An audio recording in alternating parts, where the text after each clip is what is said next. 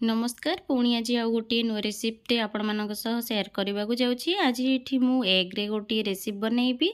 जो मैंने मोर चैनल नुआ अच्छा प्लीज सब्सक्राइब करेंगे, लाइक शेयर कमेंट करने को आदम भूलें। चलतु आज रेसिपी स्टार्ट करने। प्रथम ये मु अंडा जाक को सब सीझे रखी नहीं, अंडा को दुई दुई फाड़ करके आम अल्प सोरिष तेल देकी फ्राए करने। से हल्दी गुंड लुण टिके देदेबा।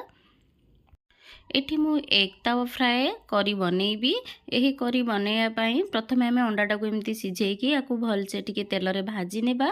तापरे एठी तेल को छाड़ी देबा। तापरे एठी आमे पियाज को देकी भलसे टिके भाजी नेबा। पियाज रो भल कलर आसला पर्यंत एमिति पियाज को आमे भाजी चलथिबा। एग तावा फ्राए बनैयापाई आमे एठी अल्प मसला ही यूज करिबा। बहुत ही टेस्ट लगी था एग तावा फ्राए। तापरे एठी हमर देखि पारथिबे केते सुंदर भाबरे पियाज सब जगह भल कलर आसी गलानी।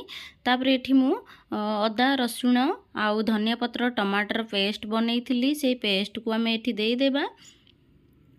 से पेस्ट को देकी आमे गोटे रु 2 मिनिट आमे फ्राए करि नेबा, जा तार जेमती कंचा स्मेल आउ होइबनी। तापरे एथिरे हल्दी गुंड गोटे चम्मच, स्वाद अनुसार लुण, आउ एथिरे आमे गरम मसला अल्प आउ एग मसला भी गोटे चामचटे देदेबा। यही सब मसला को देकी आमे भल से टिके कषई नेबा। मसलार भल बास्ना आसला पर्यंत देखि पारथुए हमर एठी केते सुंदर भाबरे भी मसलाटी प्रस्तुति होई गलानी। एथिरे आमे अल्प पानी देदेबा। अल्प पानी देकी आमे एग तावा फ्राए करी बनेबा।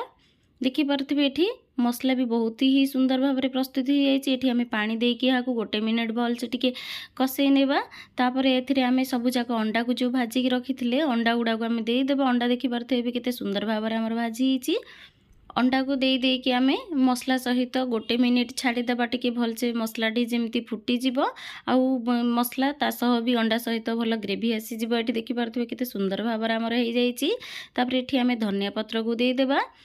देखि पारथिबे सुंदर भाव में अंडा एग तावा फ्राए भी करी बनी जाछि। एही एग करी को आमे रुटी किंबा भात जेकोसी थरे भी खाई परिबा। बहुत ही टेस्ट लगी थाए। आशा करुछि आज रेसिपीटा आपण मानकु निहाती भाव में भल लागिथिबो। भल लागिथिले प्लीज लाइक शेयर सब्सक्राइब करने को आदौ भूलिबेनी। आगु को आउ एमिति नुआ नुआ रेसिपी सह आपण मानक सह शेयर करबा को जाउछि। एही एग तावा करी को मु रुटी सहित बनैथिली खाइबा पई बहुत ही टेस्ट हेतिला। एहा को मु डिनर रे करिथिली। देखि पारथिबे एठी एग तावा करी हमर एकदम प्रस्तुत हो सारिछि। गोटे बाउल को मु काढी की देखि नउछि। ता सहित आमे रुटी गरम गरम रुटी भी खाइ पारिया। बहुत ही टेस्ट लागि थाए। आज रेसिपीटा तो आपण मानक पई एतिकी। आगु को आ गोटे नुआ रेसिपीटे शेयर करबा को जाउछि। रहिली।